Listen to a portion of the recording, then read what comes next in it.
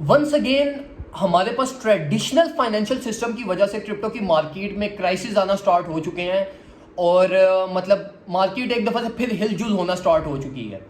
तो आज की वीडियो में ना मैं आपको डिटेल में सारी चीज़ एक्सप्लेन करूंगा कि ये जो यूएसडीसी, सिलिकॉन बैंक वैली और सर्कल कंपनी और ये जो कुछ हमारे पास फंडामेंटली मार्केट में थर्ड पार्टी इन्वॉल्वमेंट हमारे पास हो रही है, ये क्या रीजंस हैं, ये क्या कुछ हो रहा है, $100 बिलियन का जो लॉस हो चुका है फाइनेंशियल सिस्टम में, इसके बारे में मैं आपको गाइड करूंगा कि भाई ये इसका क्रिप्टो की मार्केट से क्या फर्क पड़ेगा, यूएसडीसी पे क्या फर्क पड़ेगा, आइदर आपको अपनी होल्डिंग्स यूएसडीसी पेयर में ट्रेड करनी चाहिए, नहीं करनी चाहिए, या अपनी होल्डिंग्स को यूएसडीसी में रखना चाहिए, नहीं रखना चाहिए। ये सारे क्वेश्चंस के आंसर्स आपको इस वीडियो के अंदर मिल जाएंगे। वीडियो को आपने लाजमी एंड तक देखना है। सबसे पहले तो मेरे भाइयों, मैं आपको हमेशा एक चीज समझाता हुआ आया हूं और मैं आपको कहता हुआ भी आया हूं कि फंडामेंटल्स का जो इंपैक्ट होता है ना मार्केट पे, वो आइदर क्विक इंपैक्ट होता है, मतलब वो जैसे कोई फंडामेंटली न्यूज आती है उसका इंपैक्ट मार्केट पर पड़ता है, मार्केट उसके उस न्यूज के ऊपर ट्रिगर होती है और उसका इंपैक्ट होता है और बस वो खत्म हो जाता है। मतलब कोई long lasting fundamentally impact market पे नहीं पड़ता। तो एक चीज यहां पे आपको समझ आ जानी चाहिए कि देखो, ये जो हमारे पास लेटली $100 बिलियन का लॉस हुआ है ओवरऑल फिजिकल फाइनेंशियल सिस्टम में, इसका जो इंपैक्ट क्रिप्टो की मार्केट पे पड़ना था ना, वो पड़ चुका है। अब जो चीज डेंजर में रह चुकी है ना, वो है हमारे पास सिर्फ यूएसडीसी। इसके अलावा हमारे पास जितने भी ट्रेडिंग पेयर्स हैं, वो चाहे वो स्टेबल कॉइन्स के पेयर हो या क्रिप्टो करेंसीज की अगर हम बात कर लें, तो वो सारे इस टाइम पे सेफ हैं। अब मैं आपको एक्सप्लेन करता हूं कि देखो एक्चुअली में हुआ क्या है। सिलिकॉन वैली बैंक क्या है हमारे पास, सर्कल कंपनी क्या है, और इन सब का लाइक एक physical system, physical financial system के क्राइसिस की वजह से ये क्रिप्टो करेंसीज पे क्यों फैक्टर हुआ है। अब देखो, जो क्रिप्टो करेंसीज है ना और हमारे पास जो फिजिकल फाइनेंशियल सिस्टम्स है, ये समहाउ एक दूसरे के साथ लाइक एक इनका बहुत स्ट्रॉन्ग बॉन्ड है। अब ये बॉन्ड किस तरीके से है, देखो जब हम बात करते हैं ना क्रिप्टो करेंसीज की, तो हम क्रिप्टो करेंसीज को एक ऐसा फाइनेंशियल सिस्टम कहते हैं जिसको हम कंसीडर करते हैं कि यार ये सुपीरियर है as compare to traditional financial system. और ये क्रिप्टो करेंसीज का कॉन्सेप्ट आया ही इसलिए था हमारे पास कि हम जो है वो फिजिकल फाइनेंशियल सिस्टम को ओवरटेक कर सकें। अब अगर किसी भी एक सिस्टम के अंदर कोई बहुत ज्यादा क्राइसिस या बहुत ज्यादा पोटेंशियल हमारे पास आ जाए, तो उसकी वजह से हमारे पास क्या होता है कि जो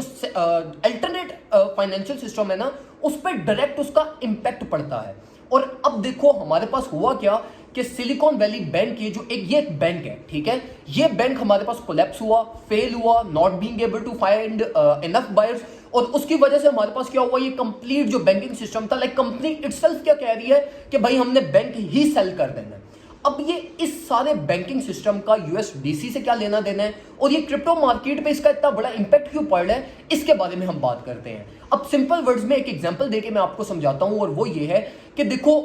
आपने ना एक स्टेबल कॉइन्स, आपने जो है ना वो एक कंपनी बनाई जो स्टेबल कॉइन्स इशू करती है, ठीक है।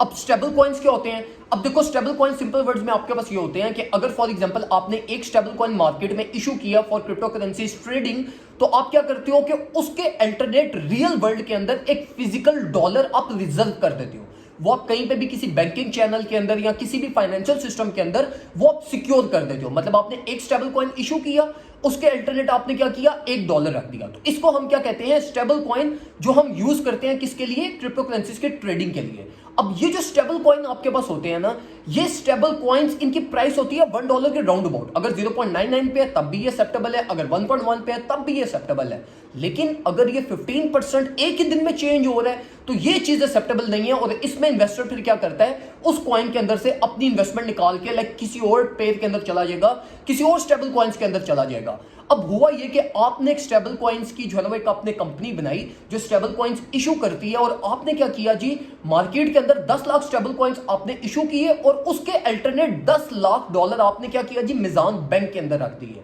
अब आपका स्टेबल कॉइन ट्रेड होना स्टार्ट हो चुका, मार्केट में वो ट्रेड हो रहा है, लोग उसको यूज कर रहे हैं, बाय सेल हो रहा है आपका स्टेबल कॉइन। अब क्या होता है जी, कल को मिजान बैंक ही फेल हो जाता है, जहां पे आपका रिजर्व पड़ा हुआ था $10 लाख फिजिकल जो आपका डॉलर है। अब वो अगर बैंकिंग चैनल आपका फेल हो जाता है, तो उसके अल्टरनेट फिर आपका जो कॉइन है वो ऑटोमेटिकली फेल करना स्टार्ट हो जाएगा, और आपका जो इन्वेस्टर है वो आपके कॉइन में से क्या होगा, निकलना स्टार्ट हो जाएगा। तो ये सेम केस हमारे पास हुआ है सिलिकॉन बैंक वैली की वजह से कि ये एक सर्कल कंपनी थी जो यूएसडीसी जो हमारे पास ये पेयर है ये स्टेबल कॉइन्स को इशू करती थी, और इनका 3.3 बिलियन डॉलर का जो रिजर्व था वो सिलिकॉन वैली बैंक के अंदर पड़ा हुआ था, जो बैंक हमारे पास इस टाइम पे कोलैप्स हो चुके हैं, और एस्टिमेटेडली 100 बिलियन डॉलर का फाइनेंशियल सिस्टम के अंदर पिछले 24 आवर्स के अंदर हमारे पास लॉस हुआ है, जिसमें से 3.3 बिलियन डॉलर ये हमारे पास सर्कल कंपनी के इस बैंक के अंदर रिजर्व पड़ा हुआ था। अब देखो यहां पे सबसे बड़ा क्वेश्चन हमारा ये आता है कि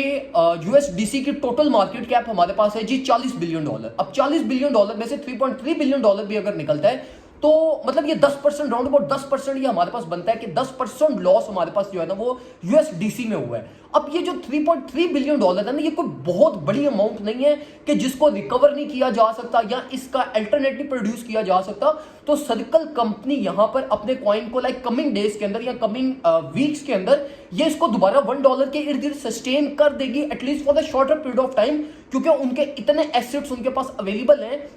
कि वो उनको सेल करते हुए अपने कॉइन को मेंटेन कर सकते हैं। अब यहां पर सबसे इंपॉर्टेंट चीज ये है हमारे पास कि जिस टाइम पे हमारे पास जब लूना हमारे पास कोलैप्स हुआ तो उस टाइम पे भी सिचुएशन बिल्कुल सिमिलर थी, उनका भी लॉस बहुत कम हुआ था और उन्होंने भी अपने एसेट्स को सेल करके अपने स्टेबल कॉइन को मेंटेन करने की कोशिश की थी, जो at the end of the day fail हो गया था और वो फेल करता हुआ ऑल द वे डाउन हमारे पास नियर टू जीरो आ चुका था। तो यहां पर जो यूएसडीसी पेयर है इस टाइम पे मैं आपको रिकमेंड नहीं करूंगा कि आप इसके अंदर अपनी होल्डिंग्स रखें, लेकिन ये अपने आप को रिकवर कर जाएगा। अगर आपकी होल्डिंग्स इसके अंदर पड़ी नहीं है तो मैं आपको ये रिकमेंड करूंगा कि एटलीस्ट फॉर द वीक आप अपनी होल्डिंग्स को यूएसडीसी में ही रखो अगर आपके पास ये स्टेबल कॉइन पड़ा हुआ है, क्योंकि ये आने वाले वीक के अंदर ये एटलीस्ट $1 तक अपने आप को रिकवर करेगा। एक दफा $1 तक आके सस्टेन होगा, उसके बाद फिर ये डिसाइड होगा कि भाई ये आइदर ये अपने आप को मेंटेन रख सकता है नहीं रख सकता। इन्वेस्टर्स के ऊपर डिपेंडेंट होगी ये चीज कि वो इसको फिर किस तरीके से ट्रीट करते हैं। लेकिन ये कोई इतनी बड़ी ये कोई फाइनेंशियल क्राइसिस नहीं है। अगर हम सिर्फ क्रिप्टो मार्केट की बात करें,